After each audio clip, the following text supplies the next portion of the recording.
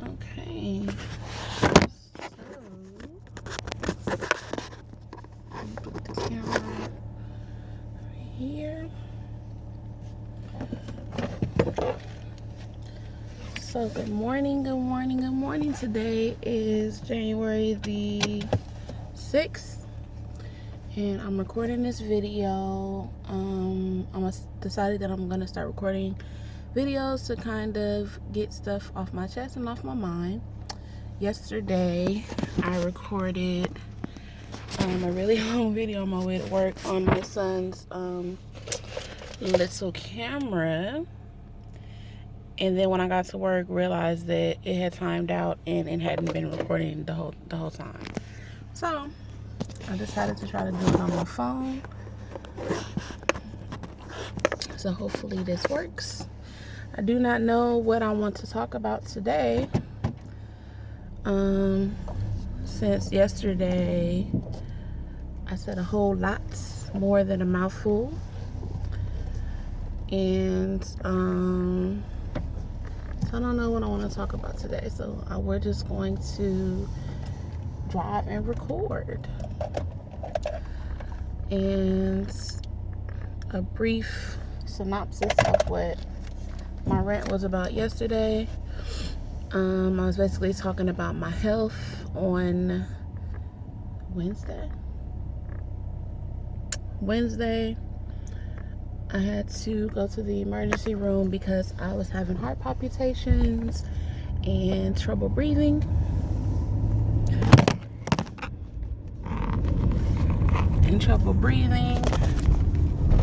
And it really scared me. It scared me because this was the second time that this is, well, not the second time that it happened, but this was the second time that it happened where I felt like it was very serious enough for me to try to go to the hospital. So I went to the emergency room. I got some tests ran. I got my EKG done. Everything came out okay. But I did leave the hospital because I felt like they were going to try to admit me and try to make me stay like they did last time for 3 days. So I came home and I felt better. And I just decided that day that I don't want to be in a position where I have to continue going to the hospital and continue being scared that I'm going to die and I'm not going to be here for my son. So many times I have gone to sleep and just prayed to God, like, God, please just don't let me die tonight.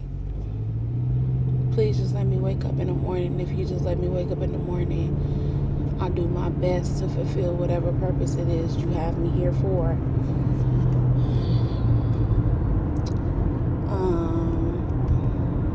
It's just really scary. And then due to the fact that I do have a brother that passed away at approximately my age, and nobody in my family can tell me what was wrong with him or what happened or what was going on. It just scares me because most times I'm just like, is today the day? You know, am I going to be driving and die in the middle of the freeway, which is a story that I was told. But nobody, I can't find any information on him. My family doesn't talk about it. It's like taboo. It's really weird. And yesterday I was just like saying how it's really weird that when it comes to the idea of me passing away, it doesn't have nothing to do with my father. I'm very aware that my dad is dead. I think about him every day. I miss him every day. But when it comes to his death, for some reason, I don't attribute his age to his death. And my father was very young when he passed away. He was only 44 years old. But when it comes to me passing away, I do think about my brother. So that's a little bit of what I was saying in the video. Also, I was talking about how 2015 was a hell of a year. It was a fucked up year. I went through a lot of stuff. I asked the Lord for discernment, and He revealed a lot of things to me. They were detrimental to me. They hurt me a lot. They kicked my ass. And then I was speaking of how in 2006, everything that I went through in 2016 was about restoration. I found out a lot of things about myself. I started to try to begin to heal from the things that happened in 2015. And 2016 was just a much better year. And so I just know that 2017 is going to be the year of abundance and the year of blessings even more, and the year of things coming together and complete and total healing. 7 is the number of completion. So I am calling that into existence, and I am receiving that. I also spoke about my relationship, the things that I went through in 2015 from finding out that the man I had been with at that time for 9 years was cheating on me with numerous women. And he broke my heart. And as of today, I'm still not over it. As a matter of fact, we are currently arguing, or currently not speaking, because we on another argument about it. And he kind of feels like, you know, I said I'm sorry. I didn't mean it. But they didn't mean nothing. I know I hurt you. But what more do you want me to do? Are you gonna let me over, or what the fuck? Like, goddamn. See, people be trying it. Anyway, hold on. Stupid ass, ugly ass. Bring it on in. Anyway, okay.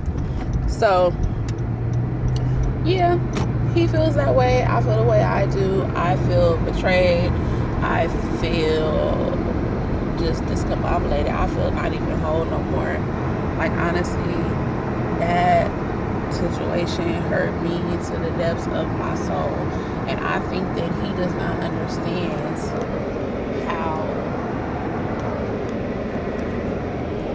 how real the situation is for me, because he feels like, he claims he did not have sex with him. I absolutely 100% do not believe that at all. At all. I just have not found enough evidence to prove that he did. And I let him know that I am wholeheartedly still investigating every single detail of, like, it's a case. And he better not fucking let me find out that he fucks any one of these bitches, which I'm sure he did. So this might be TMI, but we are currently not having sex. I am abstaining as much as possible. We're not having sex as usually as we used to, because I just don't trust him. I just do not trust him. And I know a lot of people are probably thinking, like, the cliche, well, girl, if you don't trust him, why you just don't leave? Just leave. I wouldn't be going through that. Because, see, I ain't gonna have no man just treating me any kind of way. Nigga, you know me, he gone. I know. Because I was the same way. I swore on everything that was holy, if this man ever cheated on me, it wouldn't even be a thought that I would be gone. And in other instances in my life where I did have, significant others that, did things I didn't like, it wasn't even like a second plate. Like, I was just like, all right, I'm out. Bye. It'll be another one. Like my granny always told me, niggas is like buses. It's another one every 10 minutes. So that was how I lived my life. And even when my sister found out about the fact that he cheated on me, she was just like, Ash, the old you, like, there's no way. And I'm just like, I know, sis. But there are conflicting factors, that are preventing me from making a decision to leave him.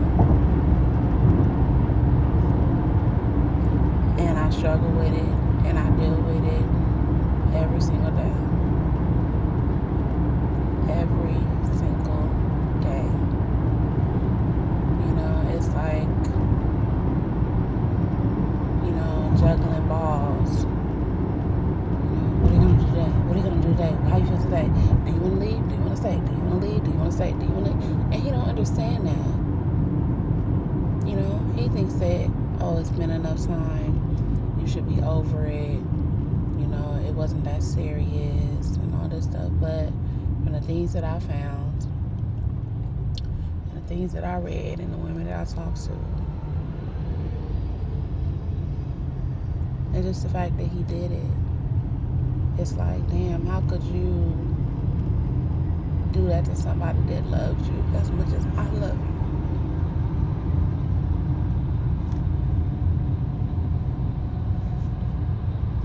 And the one thing I ever begged him to do, I didn't, I wasn't one of them, like, crazy women that's just like, my nigga ain't never gonna cheat on me. I'm a very, very, very realistic person.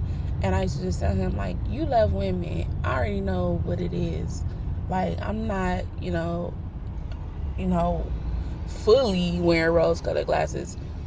But if you feel like at any time that I'm making you unhappy, or you would like to go somewhere else, or you would like to talk to somebody else, or you find somebody else attractive, just come to me as a man and let me know, so that then we can go from there.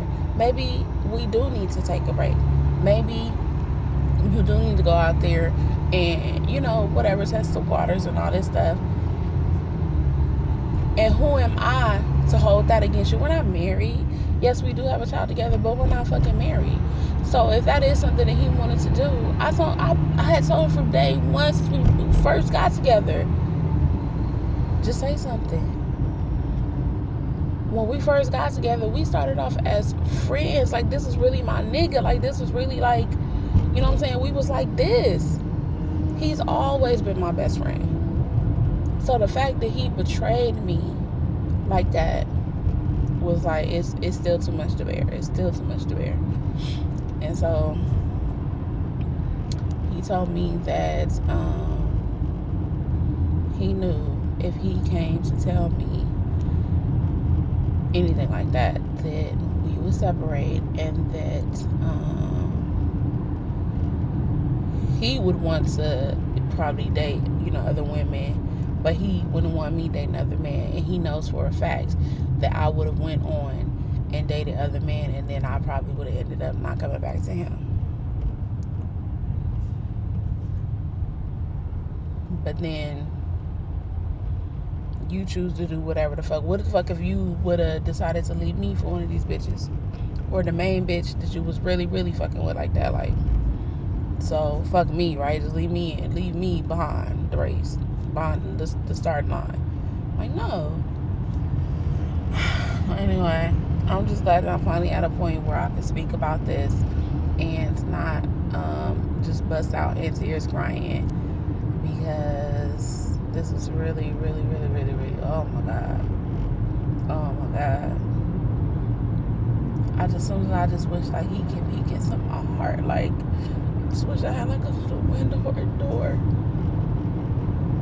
so he can see, like, no, my heart ain't healing, and no, I don't feel better, and no, I'm not happy.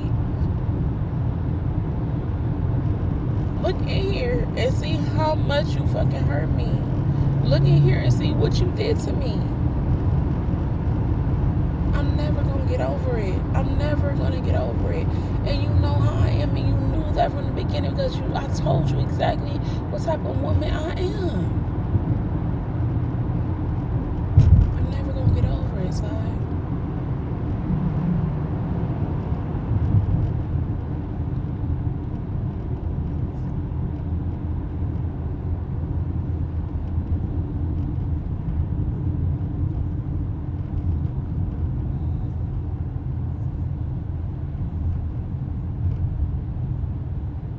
And everything changed.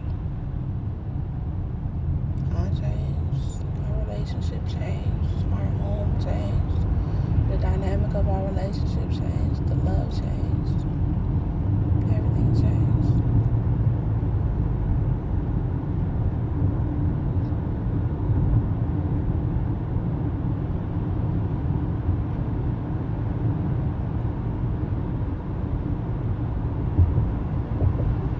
So, anyway, that's my story. That's a little bit of what I was talking about.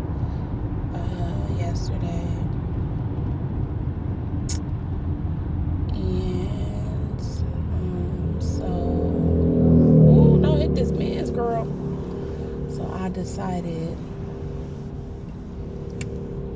the 2017 is the year of restoration and manifestations and calling things into existence. And so, because of that, that's exactly what I'm going to do. I am going to get myself together. I am going to be happy again. I am going to lose weight. I am going to get healthy. After I went to the hospital, like I said, they ran some tests. My EKG was okay, but a lot of my levels were really high. So, especially considering the things that my mother is going through now, I figured it is time for me to get up off my ass and start pushing into gear before I end up on dialysis every day.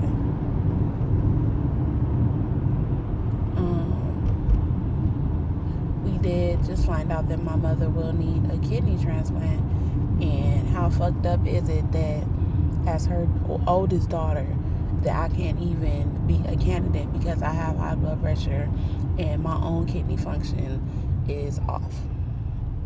You know what I'm saying? That they wouldn't even give me the time of day to even try to test me, to even, attempt to see if I'm a candidate. And that's really fucked up. Like, I really feel shitty right now.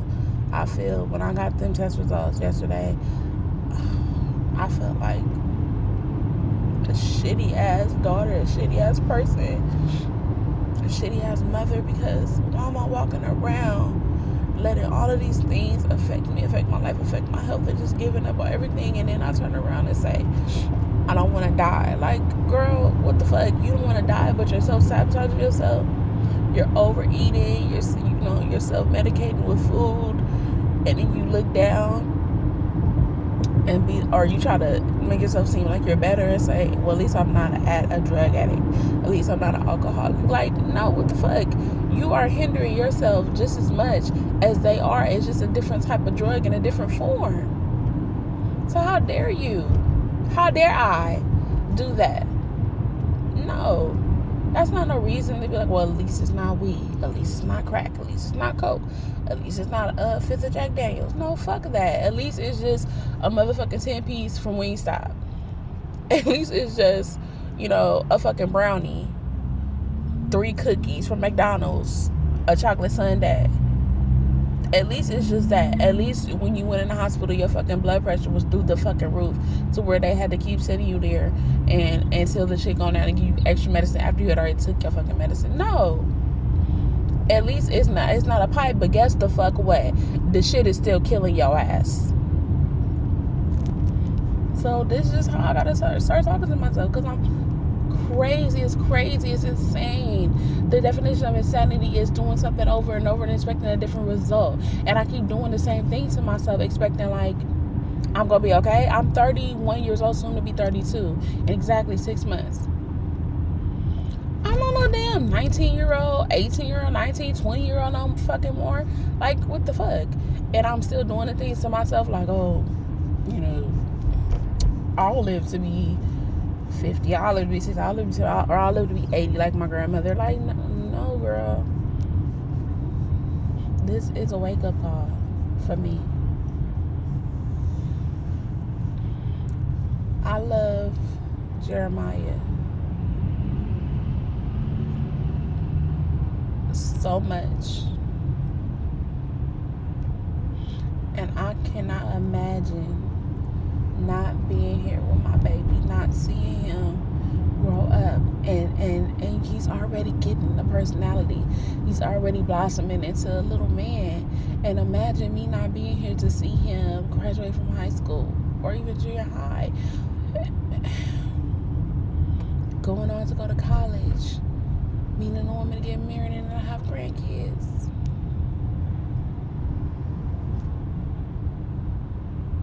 I can only imagine, because I know how much it hurt me when my father passed away and I was only 2 years older than he is now.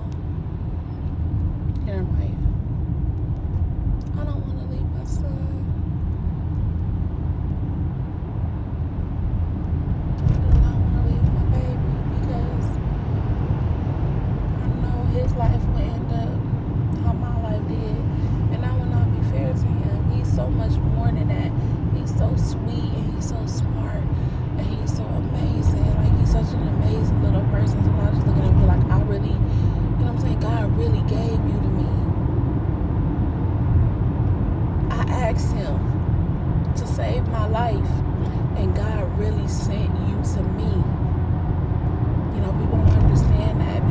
say Jeremiah saved my life. Jeremiah literally saved my life. I literally was praying. Just now how I'm praying, like, Lord, please don't take me.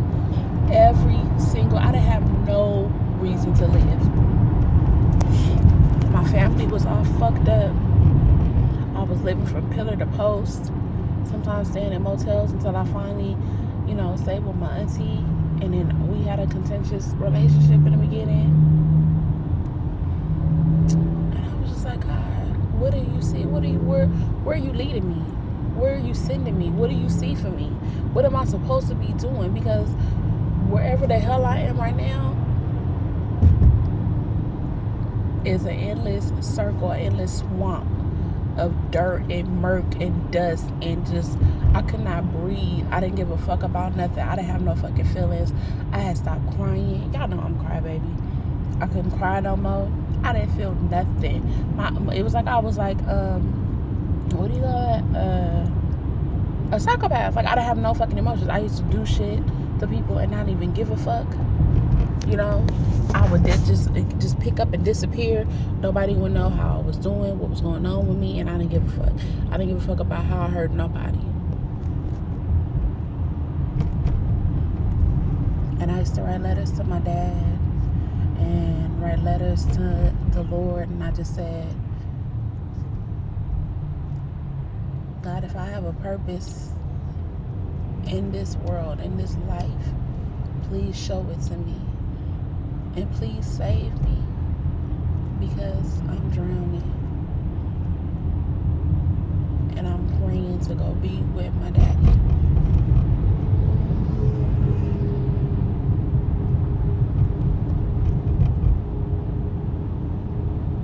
And on the last letter that I wrote to the Lord, maybe approximately a few weeks later, maybe like a month later, I was pregnant. And then it came more hailstorm. I got kicked out of my house. My family basically disowned me. Don't have him. Have an abortion. This, and that. But God said no. This is your calling.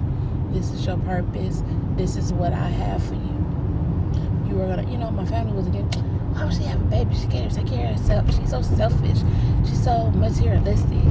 All she do is get her nails done and buy shoes and clothes. What's she gonna do with the baby? And now they look at me and say, oh my God, Ashley, you're such a good mom. Everybody counted me out, but I made it through with the Lord, and I know that it wasn't nothing but the Lord that helped me to make it through every single situation I've ever been through in my life.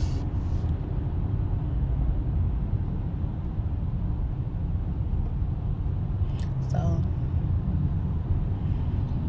I know I'm gonna make it through this. It's just a struggle right now, but soon everything will be restored. Everything will be new. Everything will be whole again. And I will be whole again. And I will feel like myself again. And I will be happy again. And I will look at the situation and I won't cry, because it was a learning experience for me. And that's what I'm calling into existence for 2017. So, thank you for listening. Thank you for letting me vent. And God willing, if the Lord says the same, I will post or record and then post a video tomorrow. It is 6:45 in the a.m. on January the 6th, 2017. I am almost at work. I'm on the 405 freeway. And surprisingly, it's not really crowded today. Unless it's just because I left early. Like, usually when I leave around 6:30, I'll be like, oh, please, Lord, let me get there, because you know how the people are that I work with. But I left at 6:20, I think. And so I made pretty good time. So, alright.